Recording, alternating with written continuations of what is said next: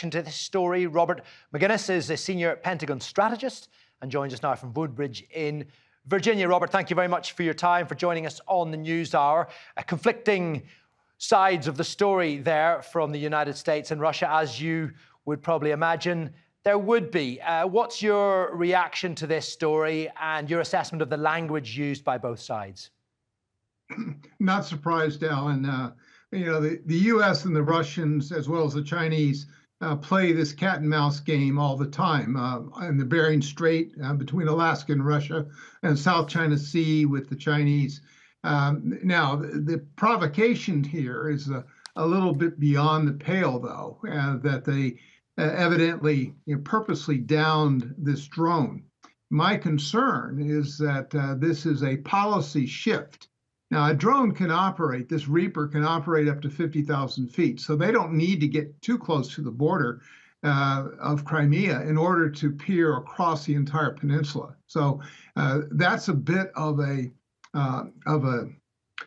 mischaracterization of capability and the threat. Sending Su-27s up there to dump fuel on it and to interfere with its rear propeller, that's purposely downing it. And so if this is a policy shift, that becomes a rather difficult issue going forward, because they may go elsewhere to perpetrate some of the West's efforts to gather intelligence. So we'll have to wait and see. Yeah, I mean, were this the other way around, there's little doubt that Russia would be calling this a provocation by the United States. But how should the United States respond? Because no matter what they do, that would be seen as perhaps an escalation of the situation by the Russians. Yeah, it is. I suspect that we'll actually put up more drones in the Black Sea area. We'll watch how close they are to Crimea and to Russian interests. But the Russians are terribly frustrated with the West, given the provision of munitions to the Ukrainians. And the war, quite frankly, is not going well for Putin.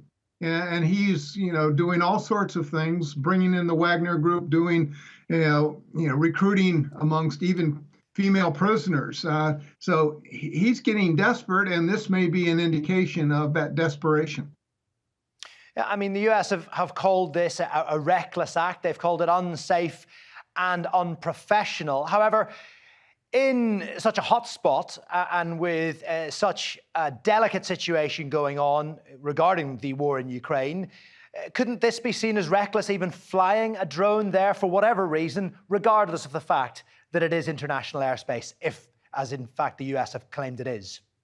Well, no doubt the U.S. has satellite imagery as well, and we have some of the best in the world. So, we probably know what's going on in Crimea, but, you often use this particular drone for signal intelligence, and you want to pick up on what they're speaking within their military. So there are a host of capabilities with this sensor platform. So it's hard to speculate, but yes, going too close would draw attention. But at the same time, they don't have to go all that close to the border in order to gather the type of intelligence that they're seeking. It could be that one side miscalculated where the other side is perhaps not being as wise as they should be.